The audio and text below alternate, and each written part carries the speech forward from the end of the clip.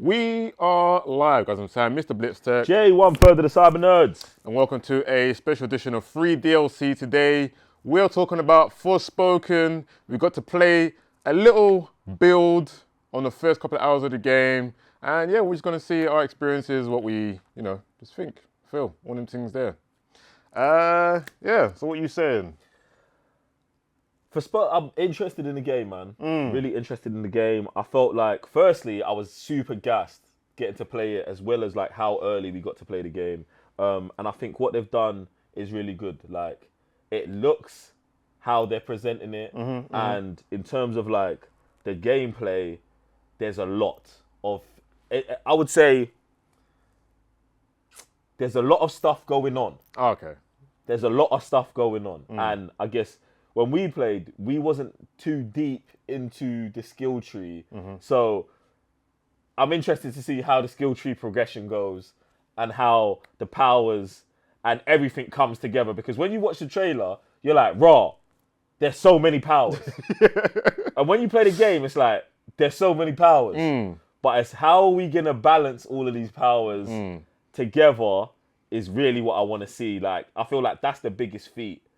Besides the open world. Okay. Do you know what I'm saying? I think you hit the nail on the head where, obviously, like you're saying, we were watching trailers for quite a while now. And I was actually very excited to play this game because I'm actually looking to pick it up day one. Come on. So when I played the game, like, I liked the combat system first and foremost. Combat system's fire. I think that's actually really, really good. Very reminiscent of Infamous. Yes. So if you like Infamous gameplay, I feel like you're going to enjoy this. And you touched on the word progression. So at the beginning of what we was playing on the build, it was very light compared to what we've seen in trailers. Yeah, I was like, 100%. Beginning of the game stuff. Chapter one-ish. That's it. Yeah, I was like, oh, okay. And from then already, I was like, this is decent. Like, There's quite a lot here going on. That's it. Yeah. But then I can't wait to look forward to the progression of how the combat's going to evolve, how the traversal's going to evolve, and just everything else in the game. Because if we was playing like base level, I forgot her name already, but the main character, she's obviously quite base level of like everything else. When this is about to be end game, I feel like it's going to be very, very good. Yeah, and I think even with that, I think depending on how, whatever skill level you are, I think it's going to have so much room to like just separate.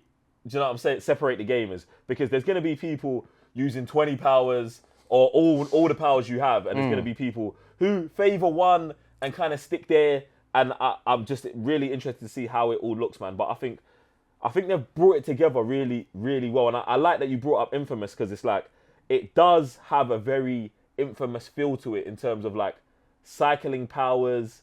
And just even the traversal of the world, and even the aesthetic of how it looks, and the traversal. Yeah. Do you know what I'm saying? Yeah. And the traversal. It's funny to me because I'd expect this kind of game to be coming from Sucker Punch. Do you know what I'm saying? Like, if this was Sucker Punch's next game after Infamous, I would have been like, this makes sense. But I love that we've got this, and the open world seems very, very large. Yes. Like we travelled from one place to another place, and it seemed like we went nowhere almost. Like it feels like this whole world is gonna be a journey. Yeah. So touching on the world, I feel like from the get-go of what we played, the world building is actually pretty good.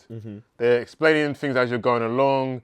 They're explaining the darkness, this thing's taking over the world, why things are the way they are, how the world's constantly changing around you as well, why you're not affected as a person, as the main character. I don't know why I can't remember her name. Guys, in the comments down below, if you remember her name, let us know.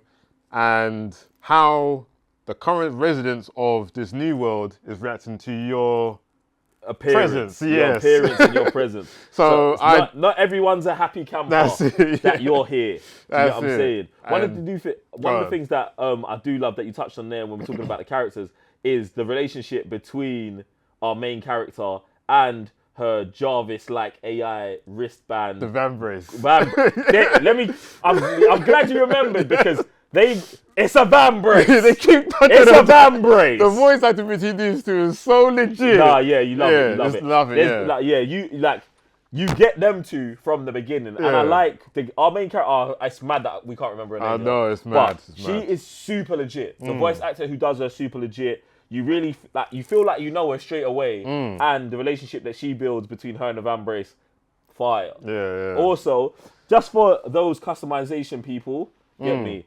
It seems like there's a decent amount of customization in the game. Like, I don't know. Can we talk about everything we played? Like No. Well, okay. So then, just touch on what you. there's certain customization parts that, like, I'm like, oh, I like what they did there. I like how they've integrated customization into like something for the character. And I talk about this in games as well. It's like if you're gonna build in a gameplay mechanic, you want to make it organic to the world and the character that you're using, and they do that in this game very well. So it's almost like, yo, if you've got a magic watch, do you know what I'm saying? Like, make the time actually come on the watch in the game instead of having it in the corner when you've got a magic watch that should tell you the time all the time, something like that. So they handle that situation very well, and I love that they do that.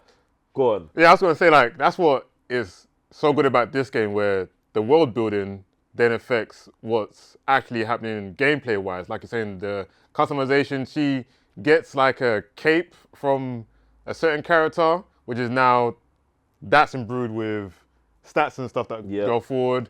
And I feel like also in the game you come across, I guess, a council or something. This council's telling you about the world and who used to run the world, and they used to use, is it nail paint or something? Yeah. They used to use like nail paint, which then also you're now using to also affect your stats and stuff. So like again, just the world building is, I just feel like it's just actually kind of good. It's way better than I thought it would be as well, because I thought it would be like really basic. She's in the magical world. She's just spouting magical powers. I've seen these powers before in Final Fantasy, fire, this, that, rare, tear, but the fact that they're all encompassing in this. Into the lore, yeah. They tie the lore up and all of that in together really well, man. It's super legit playthrough, man. What do you think about the boss fights? Boss fights, I would say, again, because the combat is so good, I enjoy the boss fights a lot. But I feel like if you want like a very intriguing boss fight, you got up the difficulty. Okay. Because if it's like just the standard difficulty, so there's difficulties in this game as well. You can have just the default, which is just okay, but you can up it to a point where it gets particularly mad.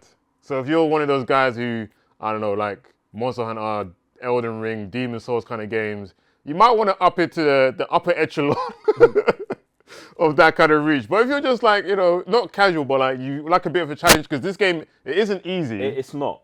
Because if you get hit hard. Yeah. And that's just default difficulty. So if you're just like enjoying the story, enjoying the world, you just want to figure out how you're going along, and then later on you want to like change the difficulty, that's there for you as well. So the boss fights, they're challenging basically. The game is kind of challenging when it needs to be. But the game, I think, is legit, man. I'm actually looking forward to this. I'm looking forward to it as well. I'm excited to see what it's like. You get me? My only thing is, the release window. The release, yes. The release window it's very close to another magical game. Yes, it is. It is. But nonetheless, day one for me. Looking forward to it. Can't wait to play it again. And it's going to be mad. Shout out to Square Enix for inviting us down for the event. Appreciate you. Appreciate you, man. And yeah, man. Guys, if you're picking this game up, let us know in the comments down below. What do you think of it already? All them things there. And if you want to see just more stuff in life from the gaming channel, go over to our patreon.com/theCyberNerd Gaming. Support the channel, support us, and we'll support you with even more content. And we'll see you in the next one. I'm Sam, Mr. Blitztech. J1 for the Cyber Nerds.